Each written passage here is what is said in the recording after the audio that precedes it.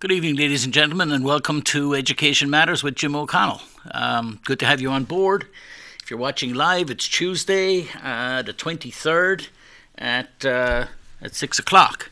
And so here we are, school vacation week, so I hope some of you at least have had the opportunity to go vacation somewhere, or at least staycation perhaps. I know that some people in high school take this opportunity to go and visit colleges and schools around the area as part of their preparation for college process. So I see on social media friends and families visiting various places. So good for them. For, of course, the large number of people who are unable to, for one reason or another, to take the time off. I hope that people are having a constructive time. Certainly the students are. This combination of having a break for one's studies, but at the same time perhaps using some of the time constructively is a good thing. I know that to sort of echo Dr. Vargas, right, reading's a great thing. The amount of time that children spend reading, there's a direct correlation between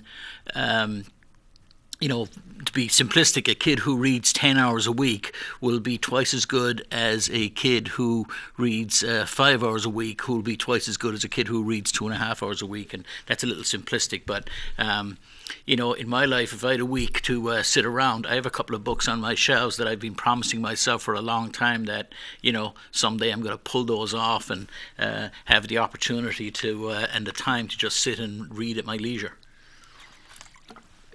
So here we are, ladies and gentlemen. We're in the middle of school vacation week, but of course, as everything in Manchester, we've got a multitude of things going on. And most recently, we had last night, there was a meeting of the Board of School Committee. It was a special meeting where the contract issues with regard to the school board were addressed. And frankly, I don't know where to start, because one can get lost in the weeds. But my first observation is that I think it's a terrible place that we find ourselves in. We have 1,100 teachers in the city who are not being paid what they should be paid, who don't have a contract, and there's a lot of grandstanding going on, etc. Now, the last night exercise left me puzzled. The supposed purpose, if I read from an article here, the supposed purpose, I think, was to inform the public about why we were at it says a presentation on MEA negotiations to the Board of School Committee, and it was to explain why we're at what might be called an impasse or not. But in any case, this has gone on for more than a year now, and the negotiation team from the Board of School Committee and the teachers haven't been able to reach agreement. The whole thing last night I found embarrassing. Now, there are a few people who will be very interested in delving into numbers and playing with spreadsheets and et cetera. But to me, it shows a lack of appreciation of the teachers in Manchester.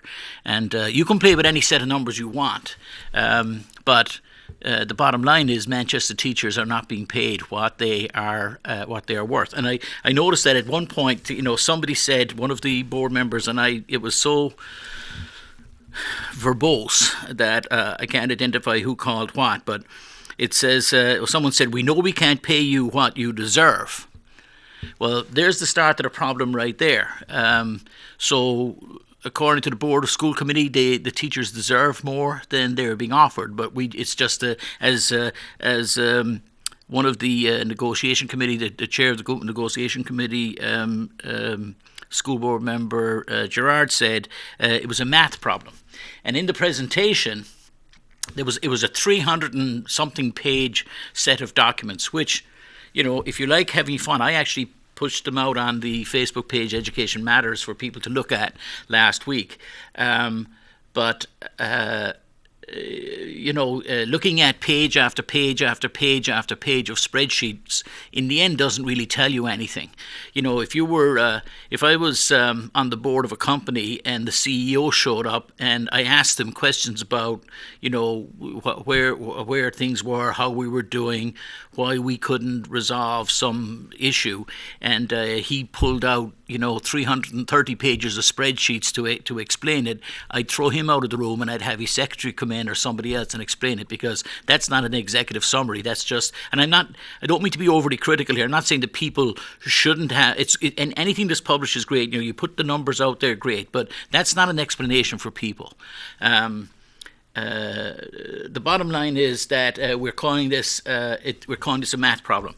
And if you look at the very first slide on this, and by the way, ladies and gentlemen, I haven't done an in-depth dig into all the numbers and what they mean and what they don't mean, but I do see. I just want to, because I want to stay with the big picture that all of us mere minnows can understand. So the very first slide from this presentation says, collectively we have a really, in uppercase letters, big math problem. And the first point, there are about, how many, let me see, there are like 6 bullet points. And these are available online if you want to look at them. But it says, this is the presentation from the Board of School Committee, or the Negotiations Committee. We're unable to fund the steps for financial year 2019. Now let's understand something. The teachers were without a contract for a couple of years. 5 years ago, they were without a contract for 2 years. So they didn't get paid any increases. They sat there and waited. And after 2 years of toing and froing, they were asked to make, for the umpteenth time, the people with longer memories as teachers in the city will remember this, when they were asked to give up this and give up that. So they were again asked to give up various things in order to reach an accommodation with the city, and they did. And so an agreement was reached, and they moved forward. And so the teachers accepted the half-baked contract that they got and moved on with teaching our children. And now the Board of School Committee has decided that it's unable to fund the steps in financial year 2019. Well, the only reason it's unable to fund the steps in financial year 2019 is because it has got a lousy plan for collecting revenue. And that's where that problem comes from. And they want to solve that problem on the back of 1,100 employees in the city of Manchester. So it says, the second bullet point, future steps would likely exceed the tax cap. Well, then the answer would be to override the tax cap. AMEA requested reinstatement of 2 lost steps and gave examples of the inequity created. That's their third point. So all of these points, how we got to this really big math problem that we're going to spend hours talking about, was we can't afford to pay the 2019 steps that we are the fund steps for 2019, which is an agreement which has been in the last few years twice renegotiated, and it was unsatisfactory to a lot of people when it was signed now a full 4 years ago. Teachers have been without COLAs, without a COLA, without step increases, etc., and working on what's now coming on for a year and a half without a contract. So, first, we can't afford to pay 2019. Secondly, the future steps, I guess it's really because the future steps would exceed the tax cap, and we, in this case the Board of School Committee and or the Aldermen, are unwilling to actually pay the teachers. Like they said, we know we can't pay you what you deserve. So the school board seems to believe that the teachers deserve more, so let's take that argument off the table. Those who want to argue, well, they don't deserve it, and they finish at 2:30 in the afternoon, and it's not right, and they should have expected it. I want to take all that away, because the school board itself is saying we can't afford to pay the teachers. Not what they want, not what they'd really like, but what they deserve. That's what the school board's saying. We're telling the teachers and the public we can't afford to pay the teachers what we know they are worth and should be paid. That's a school board statement. Remember, everything about last night was one side of the argument. We heard nothing from teachers. There was no public comment. There was no reciprocity. There was no chance of equal time of reply. There was nothing. It was a presentation. It wasn't sold as anything else, so that's fine. So unable to fund 2019. Future steps would exceed the tax cut. The MEA requested reinstatement of the 2 lost steps and gave examples of the inequity created between employees with the same longevity. So there are different people who are earning different amounts of money, even though they should normally be earning the same. Let me take a call. Good evening, caller. Welcome. Who's this? Hey, Jim, it's Eddie. How are you? Eddie, I'm good. How are you doing? Good. I was curious. I was wondering if you were going to cover this topic tonight. Yeah. I was at that meeting last night. Yeah. You were there, yeah? I was, yeah. Because I know, the title of your show is Education Matters. Yes. But you said before that you're not, you aren't there to be an unofficial spokesman for the MEA. Absolutely. So I was curious if you were going to cover this. Right. And obviously you are. Yep. Right? Yep. And I thought Katie DeRocher and Sarah Ambrosi did a great job last night. They are 2 people who've been advocates for education in the city and for increased spending for years now. Those 2. Well, you can say that. That's fair. And I would take some issue with that, but there are 2 people I certainly think have tried hard. Yeah. Well, no, I don't want to say that either, because when you're in a school district like we are in the city of Manchester, where we have slipped to the position where we have statewide, we've done it. And with all due respect to Ms. Ambrosi, for instance, Ms. DeRocher's been there for 2 terms, I believe. Ms. Ambrosi's been there for 4 or 5, if I recall correctly. And while she's not the only person, she doesn't deserve all the blame or anything like that, but she has been sitting on a board which has underfunded the school year on, while we slip down from 10th lowest to 8th lowest to lowest to below lowest. We went from having our teachers paid the average state salary to below average state salary. We've had teachers in the city of Manchester who have not had a contract for 3.5 out of the last 6 years, the last 6.5 years. And so, I don't mean to be impolite to any of them, and they may be claiming that they're trying hard, but this has all happened on their watch. There were 42 kids in a math class in a middle school in Manchester while Miss Ambrosi was on the board. And I was the one screaming about it. I didn't hear her scream about it. Yeah, Jim, when this person, the committee member who said, we can't afford to pay you what you deserve, or however they said it. Right. I think what they meant, Jim, was I think they were speaking figuratively. I think they meant like, in a perfect world, the city could afford to pay the teachers an average of $100,000 a year. You know what I mean? I think that's what they meant. I didn't get that, but I because I don't think the taxpayers would put up with that, and you know what I mean. But I don't know. But I think they were speaking figuratively, Jim. Okay. I think they were trying to be polite, and I think what they meant was they appreciate what the job that the teachers do.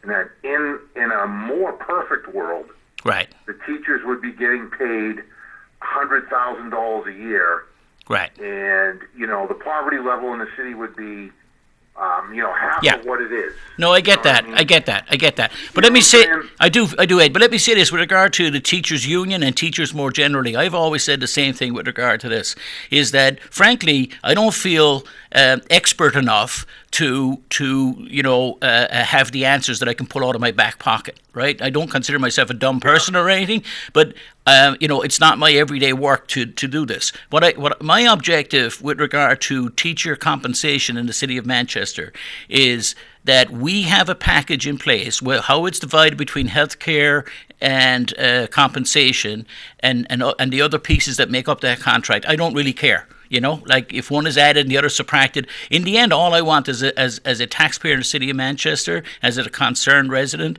is that our school district is paying our teachers enough so that we can attract and keep highly qualified, good teachers in the city of Manchester. I don't want people leaving because the perception is that we're too cheap to pay them what they're worth. So that's where I start from. That's my big point. And I think where we've gotten to in recent years is that the perception, now maybe the teachers are all just misinformed, but I think the perception of a lot of people looking at it is that teachers feel that they've been treated badly, that they're not being rewarded adequately for their work, and that they've given numerous concessions to the city in the last 10 years, and the city keeps coming back looking for more. I think that's how they view it. Do you have any input on how the MEA has acted over the past 12, 18 months? Well, I think we could. On the MEA's action? Right. I think we could start here, Ed, because knowing that where we probably stand on this, I think we could take the low-hanging fruit of saying that if this was a public relations exercise and it was a game, I'm a soccer guy. I think the teachers would be, the teachers' union would have scored 0, and the school board would be a 3-0 game or something. I think there's more to it than just public relations, but on the public relations side, I think it's been disastrous for them. I think they've spoken poorly. Yeah. I think they've represented themselves poorly. If I were a teacher, I wouldn't be happy with the way that this has been presented. I think, for instance, whatever the truth is, if we take it at face value, the reports we had of the last meeting where Sue Hannon had to be out of the city, and that the vice president ended up having to leave at 2:30 for an internal meeting. That's pretty hard to listen to, right? Right. Yeah. All right, Jim. I won't beleaguer the point. I wanted to call on this. I was curious to see. It's interesting to see you just disagreeing with Katie DeRocher and with Sarah Ambrosi. Right. I just find this stuff interesting. Yeah. No, I know. Kick out of it. But listen, I know. I'm going to give someone else a chance. All right. All right, Ed. Care. I appreciate the call. Thank you. I always appreciate hearing from you. Thanks. So thanks, Ed. So I like Katie and Katie DeRocher and Sarah Ambrosi. I like a lot of people, but if you have me in the box of I'm like a Democrat or I'm a Republican or I'm a progressive liberal or I'm a conservative, and therefore I'm only going to follow some people and only agree with some people, then that's not where I am. I mean, in the end, when I look at Mayor Joyce Craig. On one side of me, I feel bad for her that she's in this position where she's in. So once I get over feeling bad for her because she's someone I know and I like, in the end, like I said about Sarah Ambrosi, the fact is this is happening on Mayor Craig's watch. And I understand if I was talking to her on the side of the street tomorrow, if I went around her house or whatever, we were talking about it, she'd say, "What do you want me to do? I can't interfere." I understand that. Well, sometimes, you have to take it on the chin. You can't interfere, so this nonsense is happening on your watch, and you're still the mayor. And you don't get to kind of hide behind the curtain and say, well, there's nothing I can do. I'm going to, I'm wringing my hands over here. The chief executive is elected to manage the city, and as one taxpayer in the city of Manchester, I think, generally, as everybody knows, I think our schools are underfunded. They're not. They don't have the resources that they need. We don't have the technology we need. We don't have the curriculum that we need. We don't have the number of teachers that we need. We don't have the salaries and compensation for teachers and all the other staff that we need. We don't have enough subs that we need. There's a whole slew of things that we don't have that we ought to have. That's easy to explain and easy to identify.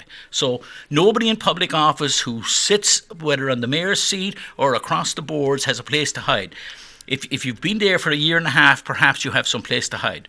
Mr. Cataldo has come in on the aldermanic side. I think he's announced that he's not going to run again. So not that he gets a pass, but he gets part of a pass at least. He came in. I have no idea why he doesn't want to run again. I'm grateful to him for running as long as he did, but he came in, took a shot, and he left. But those who've been sitting there for time after time after time again, I've said to many of them, there's nothing wrong with being a one-term public representative. When did it become so special? It's the little old city of Manchester. You're not running New York. You're not chairman of the United Nations. You're not president of the United States. You're not the chief, justice of the United States Supreme Court. You're on an aldermanic board in a pretty minor, the 50 or 150th largest city in the States or something. If I said to people watching this show, could you name who was on the school board in the year 2000? Let's try 2010. Who were the aldermen in 2005? Who was there in 1995? Who knows? And not to be unkind to them, because we should be grateful to all the people who got us to where we are. Well, not the bad parts who got us where we are, but I'm not dissing people for public service. I'm just saying, let's put it in perspective. You come in, you do your job, and you fight for what you believe in, and let the chips fall where they may. We've got an incoming call. Good evening, caller. Welcome to Education Matters. Hi, Jim. Thanks for doing your show. It's Phil. Hi, Phil. How are you? Hey, it's good to hear from you. It's good to have you back on the air, buddy. Right. There's so many things that went on, obviously, in the past, whatever it's been, 18 months, a year, but especially in the last couple of days. Right. It was courageous enough to bring them up on your show tonight. You know what? Listening to last night's meeting. You know what I wanted to say about last night's meeting? Started your show. Where do you start? Because you don't want to get into the weeds. But right. Yeah, because there are some people who would love to be in the weeds and talk all night about step 4 changes by 3%, and if I was to move this, like that's all BS, right?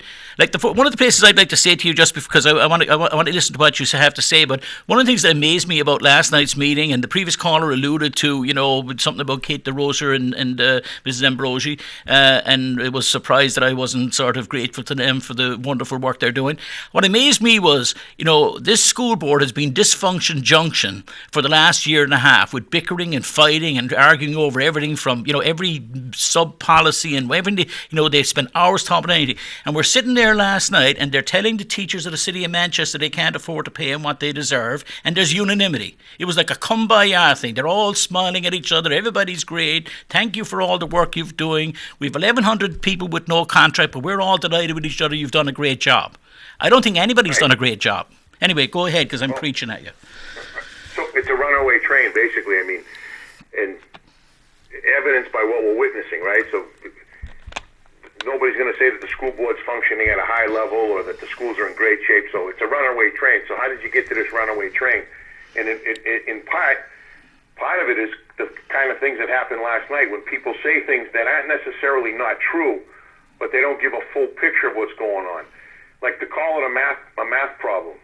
That's true to a certain extent. Right. Maybe we could bring back one of the math teachers that we laid off, and they could figure it out for us. If it was just a math problem. Right. The Absolutely. point being, you passed a budget, and it was all of them, both boards and the mayor. They passed a budget that had no money in it, not for a pay raise. Forget a raise. Forget making more than you were told you were going to make. That's a raise. Right. So not only did they not, and when they said we're not going to pay, we know we can't pay what we deserve or what you deserve. I think they were alluding to the fact that their hands are tied because of the way they raise money, the tax cap. It had nothing to do with making $100,000, where I don't know where that figure came from. But now we're going to throw that out there.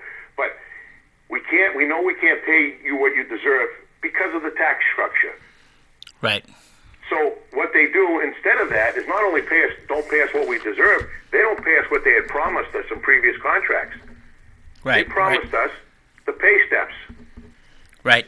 Well, one could argue, well, that's if you're still under contract, but if the contract runs out, well, if you pass a budget that has no money in it to fund those steps, right, then you're saying we're not even going to pay what we promised you. And in light of that fact, that's a reworked pay scale that we were working on, that we're under right now. Right. During the last negotiations, they came to us and asked us to elongate the pay scale, which meant it took us longer to get to the top step, so we're going to make less and less on our way up. And even though it's some would call it a raise, it's an increase, not a raise, because when you're hired, you're told you're going to get it. Right. And you're hired at a low rate. And there's a lot of reasons for that. We could do a whole show on that. Some good, some bad, but you put that aside. They're not even honoring, and their budgets don't even honor the pay steps. Right. And that's why you have a kumbaya last night, because 29 people said, okay, we'll pass this budget. Right. And they all own it. To speak to their role in this, the leadership has been terrible, number one. And I'll put my name on that. Right. Terrible. When that budget was passed, that's when it was time to stop the runaway train. Right. Because during our last negotiations, we gave up major insurance concessions. Mm-hmm. And we were told the rest of the city will fall in line. Well, the rest of the city didn't fall in line, at least not right away. And if they did fall in line with the concessions, they made it up on the other end. Right. So They we were got the paid. first to take the concessions. Right. During the same contract negotiations, we gave up our pay scale, so they got us twice. Right. And we were told it's the only way to move the district forward. Those are the words of the past Chairman Avard, Chairman of Negotiations. Right. Well, we didn't move forward. We're in the same spot or maybe even worse. And Right. what are they asking us to do again? Elongate the elongated steps. I know. And when I looked at some of the numbers, and I don't want to get buried in the numbers because, first of all, there are those, who have spent months playing with them and looking at them and will find a line where they'll be able to go after. But what's important for people to know is that under the numbers they were asked to look at last night, the fact is the teachers haven't had a pay increase now for a year and a half, or just they haven't had their steps. And clearly under the salary proposal, it says that this 5-year contract they're looking for, that the current year for FY19, there's no money again in FY19. So then they talk about the steps that they're going to fund from year 20 to 23, and they talk about a 7.5% increase and the different percentages. Well, if you actually divide it by the 23, 22, 21, 20, 19, 18, and then the two steps that were lost in 15, 16 or 14, 15, that's like 8 years of loss. And so it's easy then. You give someone 7.5% at the end of it, they're still behind where they were. But the number looks, the public look at that and they're like, oh, a 7.5% increase. If I got that, I'd be rich. Right. Well, and when they say percentage, again, that's you increase as you go up the pay scale. But as soon as you max out, and that used to be 14 steps. Right. So your first 14 years, you'd have. What that means, everyone says, well, you get an automatic pay raise every year. Well, not true, because you could work for 5 years and they could let you go with no cause. They can just fire you. Right. So it's not like you guaranteed nothing. Right. Now, after your 5 years, you're going to get your steps. But if you teach for 30 years, that means you went 16 years without any steps. Right. So that's a short-term thing when you look at it over a long career. But to make it real simple, here's, I think, an easy way to understand at least part of it. Because, again, I don't have all the numbers. I wasn't on the committee, and I didn't read the 300-page report. But through their presentation and what I know about it from being around, when they say everybody's going to get a raise, it's a half-truth. Because if you're making $40,000 this year, and then you make 41, then 42, then 43, and then 44, you could say you got a raise. But what they don't tell you is, even though you're making $40,000 this year, under your old contract, you're supposed to make $41,500 next year, and by the end of it, you're supposed to make $47,000. Right. We've already promised you that, but now we're reworking that because we can't afford it. Right. And the And the other end of that is, even though we already reworked it once because you let us, because we couldn't afford it last time. Right. Because if we went to the older pay scale, we would have been making even more than that at the end of the 4 years. Right. Plus, we would have been fighting for COLAs for the people that are at the top or the people that are at the beginning, the 1.5%, the 2% a year. Right. And when you say you're making more, is it real dollars or do things cost more? Right. But the other thing is, better off if you're making $4,000 more 4 years from now than you're making today, or in Rich Gerard's world, $8,000 or $7,000, and they're all different things. What they're taking is that pay scale and they're counting it as a COLA, which is disingenuous at best. right. And even when you put all this, and you saw it last night. They all start self-congratulating each other. It's unbelievable. We did it. And one other thing, Phil, I got to tell you. And we offered the teachers a contract. Aren't we wonderful? Right. Let me tell you something else. Even if all of that, even if the numbers were all, if you forget about the numbers, which we shouldn't, but because all what you say I agree with, but if you forget all about that, and you actually were, if you did get the steps that you were promised 20 years ago and 10 years ago and 5 years ago and by Dr. Avard 4 years ago, and say they actually kept their word and didn't do the wrong, I would say, dishonorable thing and not honor the contracts they were writing. But even if they did do it, the fact is that teachers in Manchester today are teaching more kids, right? They're being asked to do more because they've got less teachers. We've got the highest number of kids per teacher in the state. So even if they kept their promises, they're asking teachers to do an awful lot more than they did before.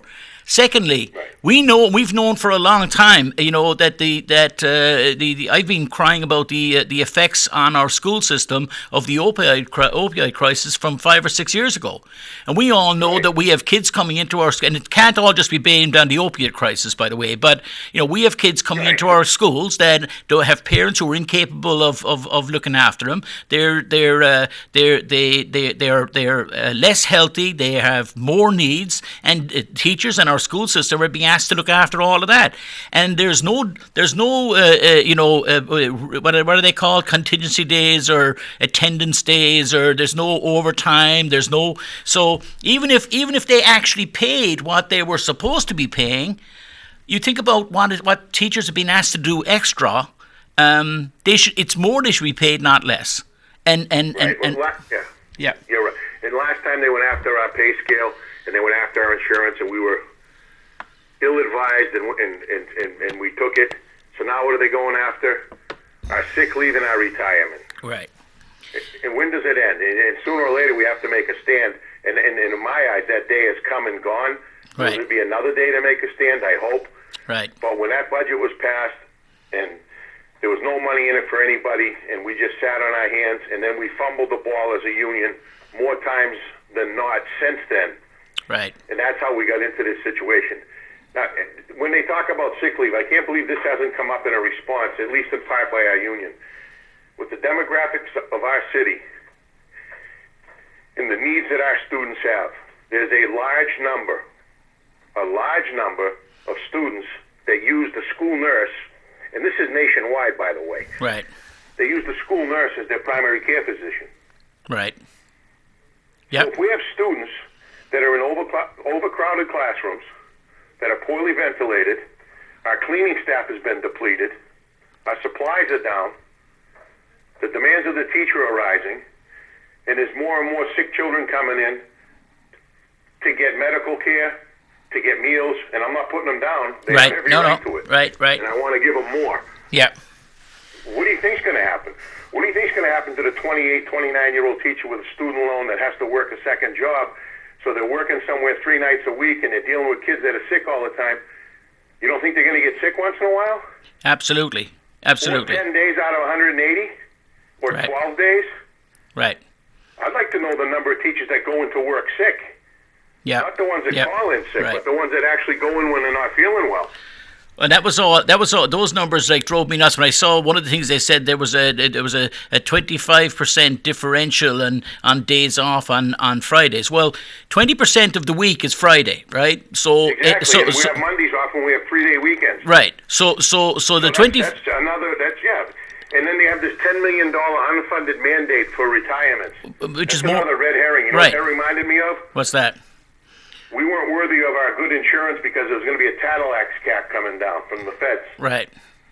Did that ever come through? No. Right. And the $10 million unfunded mandate, because the federal government's going to change the way they do their government accounting. Right. Let's take a break. Even if it's an unfunded mandate, the teachers didn't unfund it. Right. The school board didn't fund it. Right. So why would we have to backfill it? Yeah, and it's being funded right now. You set up this system. You signed these contracts. You agreed to all these deals. Right. Now when it comes time to pay it, you want us to change the deal? Right. You can't pay us our exit salary when we leave. So you want to change that now, after you've agreed all these years to do it. Now it's coming. The chickens have come home to roost. It's time to pay, so now we're going to change the rules. Right. Yep. Really? And it's not $10 million. Right. And they said it's unfunded, but then when they asked the business agent, Karen DeFrancis, how do we fund our retirements? Well, we put in about $1 million a year. Right. So you do fund them. Right, every year. And we estimate what the retirements are going to be, and we pay it every year. 25, 30 retirements a year. Right. If it's going to be $10 million in 1 year, we're not going to have 200, 300, 400, 500 teachers walk out one day. Or you might. Well, yeah, come to that. There are some people there who would like to see all the teachers gone, of course, and this is not hyperbole, but I don't know if you know, but I know that there are people who would be very happy to see, public schools just disappear, so replaced by voucher systems and private schools, and then they would have to fund it all. That just muddies the waters when we get into that discussion. That's a whole nother. I understood. Thing. My point is, you can speak in half truths. You can paint a picture that way. and you can have numbers to back it up, but if you really get into it, and I wish the union had or would, Right. but they don't. So I'm calling you to support you in your views, because a lot of times, as illustrated by other callers to your show, you know, you're swimming up against the tide. So I wanted to lend you my support. Well, because thank you. lend us and myself your support. Thank you. I appreciate it. We'll keep battling. Thank you, Phil. I appreciate the call. Enjoy your night. Bye-bye. Enjoy. All right. Thank you. Bye. It was wonderful to hear from Phil and his perspective as somebody who's in the trenches. I have to say that, you know, we find ourselves in the position that we're in because of decisions that we've made. So there are people on the school board who have supported the downshifting of costs. Some have voted for it, for the downshifting of costs from the state of New Hampshire down to the city of Manchester. Now, they want to sit there and use these numbers and say just go to the very first slide where they set out how we got here, right? And the very first slide, not to go over it again in any great detail, but the very first slide says how we got here was that we're unable to fund the FY19. The future steps will exceed the tax cap. We can't give the 2 lost steps that the MEA asked to get the money that they actually lost back. And these are the reasons given. And if you actually simplify the reasons given are that the school board is saying, we don't have the money under the current structure to pay you what we know you deserve. When we take away all the words, that's where you are. And yet, some of the people on that Board of School Committee were up in Concord over the last 2, 3, and 4, and 5 years voting for proposals that had the effect of reducing the amount of money coming from Concord to Manchester for schools. And they have also voted against proposals that would have seen more money come to Manchester. One proposal was defeated by just one vote. And we had 2 representatives from Manchester who voted against the city of Manchester. But then they have the chutzpah to sit on a school board or be public representatives in the city of Manchester or on the board of mayor and aldermen and clap each other on the back that, you know, we can't afford to fund things. As an example, under the current budget proposed in Concord, there's money coming a little bit this proposed for this coming year, which would be somewhere around, I think it's around 3 million. I have to go back and look at the numbers, but the second year it would be 16.9, nearly $17 million. So you, for instance, could turn around, and I think the total for salaries and benefits and everything is about 140 million. I don't know, something. I don't know what at all. Something like that. So if you gave everybody a 5% in Manchester, you could give every single teacher a 5% increase, just like that. You could just do that right off the bat. That would be 7 million or so, and you'd still have 8 or 9 million left. You could hire, and this money is recurring every year. So of the remaining 8 or 9 million, you could hire, if you hired, it's 20 teachers per million, hire 100 new teachers. There's 5 million. You'd have $2 million left every year to either give back to the taxpayers or to help with the payment of procuring technology or curriculum or whatever other way you want to do it. But just think about, that's just the current proposal. That's going to go before, that has been approved by the House and the Senate. That's going to go before, or is likely to. It's been approved, so therefore it's likely to end up on Governor Sununu's desk, and he is very likely to veto it. And it may not have enough votes to pass the veto. But there'll be people from Manchester who will vote against that proposal, which would mean that taxpayers like you and me would actually have to pay less. We could have just in the math I just did very quickly there, we could hire 100 teachers. Increase the salary across the board for all teachers by 5%. We could reduce the amount of taxes to the taxpayers of Manchester. Do all of those things at the same time. As an example, we could do that in year 2, right here under this proposal, where we're saying we can afford this money out over years 2022 through 2023. Well, if we actually took our boot off the neck of the funding sources that would allow our public schools to be funded. If we stopped trying to take the money away from our public schools, we could do all of this. So it's an artificial problem. We're choosing to make this a problem because we as a city choose not to fund our schools well. That's as simple as that. And what I'm more worried about the big picture stuff. The big picture stuff is that we already know that people outside of Manchester, and actually people in Manchester too, have a view about Manchester schools. There are people who don't want to come to Manchester because of the reputation of the schools. Now, sometimes that's ill-deserved because there are so many great things happening in our schools and so many people working so hard, and we've got so many great kids achieving so many great things. But they're doing it with more and more weight on their back. They're doing it with less resources, with less teachers, with less equipment, with less books, with less technology than they had 5 years ago, and that was less than they had 10 years ago. So we've continued on this slippery slope, which is why I don't give an excuse to anybody who served. I saw a former member of the school board chirp in on social media today about last night, and he had something to say about the teachers, and I was thinking to myself, here's a man who served on the board of Mayor and Aldermen, who came in under Mayor Gatsis as the guy who was going to fix the fiscal problems in the city and was going to find where all the waste money in the school board was, found none and left. And left things no better than when he'd walked in, and I would argue worse than when he walked in. But he's got no problem chirping in from the outside last night. I consider, this is not personal animus or anything, it's just like you were part of the problem. You contributed to the problem, you didn't try and fix it. So I just dislike this whole idea that, the table has been set. You chose the menu. You chose the site that the meal was going to be had at. You chose where the knives and forks would go on the table. You chose who's going to sit at what chair. And now you sit down at the table and you're cribbing because we should have had chicken instead of fish. But you actually did all the chew. You're the one who drove all of this. So my point by that, if it's not clear, is that these are self-made problems. There is a problem with funding public education in the state of New Hampshire, and everybody knows it, whether it's Claremont 1 or Claremont 2 or whatever it might be. The strict constitutionalists amongst us, the ones who think it's written in granite and should never be touched again, it's very plain. The New Hampshire Constitution states that the state of New Hampshire will fund an adequate education for its students.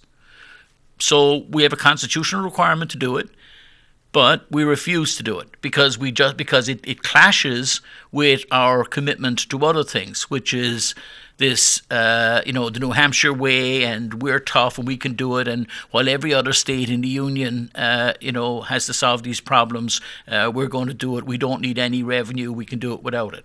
So what we do is we end up putting on the backs of taxpayers, and that's what you and I are all living with. And I agree that if you maintain this over time, it's not sustainable. It doesn't make any sense. And that's why the proposals before in Concord right now are sensible proposals that would see a real shift in funding and money coming to the city of Manchester, which could be used to alleviate property taxes or to actually transform our schools. We could take the $16.9 million that we'd be looking at the year after next, and we could take part of our $40 million backlog in capital expenditure, in renovations and maintenance and etc., and we could bond some of that stuff out and pay for it, and pay it out over time, year over year, with no effect on the people of Manchester. But we choose not to do that, and we choose people. You and I, we are the ones who can make a difference, make a change to this by choosing the right people. So, in summary, the thing last night, my purpose here is not to knock the Board of School Committee and sort of sit throwing bricks from outside or something. whatever word you want to use for it. The impasse has got some legal connotations, but the fact that we have this, what I thought was a kind of a senseless process last night. There are some who would say, well, let's get it all out in the open about what's going on. Well, I see what came out in the open, and when I deconstruct the various arguments about this percentage and that amount of money and the other amount of money, the bottom line is, as is stated boldly on the very first slide, which is that collectively we have a really big math problem. That's what it says right here. We're unable to fund steps in financial year 19, and future steps would likely exceed the tax cap, so we cannot afford to pay the things we promised it to pay. And we can't get the union to agree to it. We can't get the teachers to agree to take it on the chin, and therefore we're going to come in here like spoiled children and start throwing our rattlers out of the pram. If you look at one of the proposals last night, it's in the slide deck, and it shows where changing currently the teachers pay 15% of their health insurance, the city pays 85%, and if that changed from 85 to 80, it would mean an additional $900,000, close to $1 million a year. Now, you may, as a taxpayer, say, well, let's try and do that then. Well, maybe that's how it should be divided. As I said to an earlier caller, I don't care how you divide the spoils. But what this exercise is doing is not changing anything. It's just saying we'll reduce we'll increase the amount of money as a teacher that you're going to have to pay towards your health insurance, and we, the city, will save close to $1 million. And now look, we have this $1 million that we can now pay you over here as cost of living increases are towards your steps. So you're basically asking the teachers to cannibalize their own compensation. I mean, it's a nonsense when you look through the document and you read it and you're saying, like, what are they doing here? If your boss said to you, I'm starting next week, everybody's getting a telephone. We're going to pay the cost of your phones because you're on the web, you need them for work. So we're going to give you $200 a month towards your iPhone. And oh, by the way, we're reducing your salary by $200 a month. You'd be like, well, what are you talking about? You're giving me back my own money, which is fine. Just don't tell me you're giving me something, because you're giving me nothing. You might as well actually say that starting next month, I demand that you actually have an iPhone and you must use it, and I'm not going to touch it on the salary side. That's how sort of nonsensical it is. So asking teachers to fund their own pay increases, which is analogous to the argument that says that, if we fire a bunch of teachers next year, like we've done in so many years in the past, well, that's the teacher's fault. We had to fire them because, we couldn't afford, they ended up getting a 5% pay increase over the next 20 years, and therefore we've got to reduce staff by 5%. These are all artificial arguments. I just think that the people of Manchester, even in this show, we started getting lost here in the weeds, which I was hoping not to do. The people of Manchester should look at the big picture. The big picture is that teachers in the city of Manchester are not being shown respect. They're not being treated fairly. Over a period of a long number of years now, they have increasingly been asked to concede more and more and more and more and more. And now we want more concessions from them again. So let me give you a suggestion. My suggestion would be that rather than going for the big deal right now of changing the paid time off, changing the healthcare issue, it's to go for a much simpler thing. And I hope I'm right. I think I heard Joyce Craig say this last night, and I apologize if I'm giving her credit falsely, because maybe she didn't, but I think she did, and I just don't want to waste time looking through the papers for it right now. But I think she was saying, that let's move forward with a contract and move the other stuff. Let's get into negotiation for the longer term stuff on the side. If she didn't say that, I hope she would support it. I didn't like last night at all, because I thought it was it was just creating ammunition for people on one side to use. to use numbers in isolation. And you know the old saying about there's statistics, more statistics than damn lies. I'm not accusing people of lying. I certainly can see the point that some people on that negotiation committee put a lot of, from their point of view, I'm sure they put a lot of effort into it and time, it seems. I have no reason to doubt that when people say they went through, I think it was 15 or 16 different iterations of sets of numbers and documents, and it's a hell of a lot of work. I don't know how Karen DeFrancet does it, the financial officer for the school district. So I don't doubt that hard work was put in, and I'm sure if you come at it from the point of view of saying we're not going to change anything on the supply side, and therefore we have to force some changes out of the other side, then you work very hard, even to the point of frustration, to try and force a group of 1,100 people to do something that is what I think is ultimately unjust and they shouldn't be asked for. But that could become very frustrating. So it's not as though I think that people are making it up and sort of coming forward, sort of giggling up their sleeves saying, look at what we're doing to the teachers. I just think it's a disagreement about how this should be done, properly.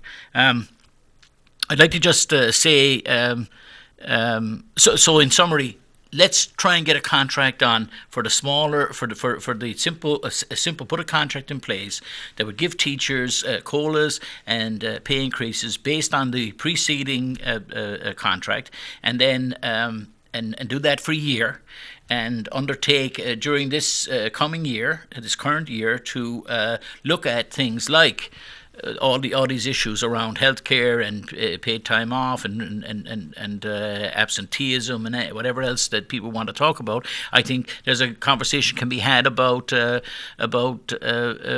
how teachers are using the classroom and whatever constraints there might be. Maybe there are constraints other than these things that would work to the benefit of both teachers and the school district. Let's have a conversation about what straitjackets the contract might be putting on the school district, the administration, and how it might want to move forward, and equally what straitjacket is put on the teachers by the contract, not allowing them to do the things that they would otherwise prefer to do. I would hope that reasonable people who have the best interests of the City of Manchester, and in particular the students of Manchester in mind, could reach agreement on this.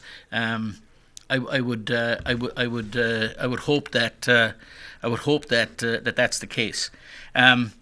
I do want to recognise that this is the final week or so. Next week will be the final week of the time when Superintendent Vargas will be with us. And as I've said before in this show, I'm very sorry to see him go. He will be doing a presentation. I don't have it in front of me. I meant to get it before the show, but it's either Monday or Tuesday night of next week. There'll be a budget presentation. I think it'll probably be his last thing, but he's doing a presentation to the Board of Mayor and Aldermen.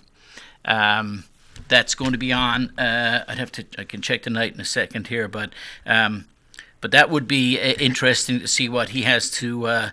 Well, we know what he has to say. You can actually go to the MANSD, Manchester School District website, and you can look up the budget proposal, and you'll find it right there. And I know if I look on my email right here, if I haven't deleted it from earlier, and maybe one more minute here, I don't have it right in front of me, so I won't waste any more time looking for it. I thought I had it right here. I got so many emails, it's a joke. So let me see. I do have it. I just found it. For